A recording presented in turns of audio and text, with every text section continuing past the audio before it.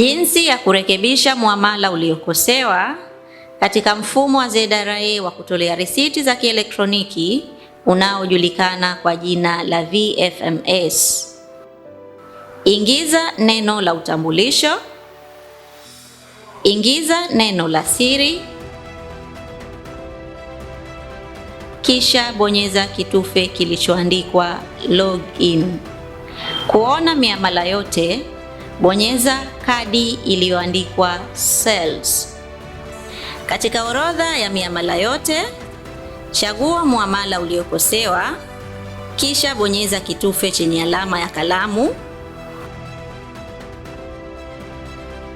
Kujaza taarifa za muamala uliokosewa, chagua kosa lililofanyika.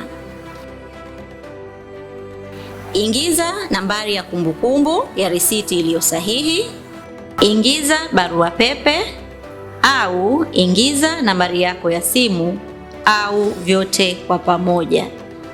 Kisha bonyeza kitufe chenye alama ya kusevu ili kuhifadhi taarifa ulizoziweka. Baada ya hapo, utapokea ujumbe wa kukujulisha ya kwamba maombi yako yamepokelewa na utajulishwa baada ya maombi hayo kufanyiwa kazi. Tulipe kodi kwa maendeleo Zanzibar.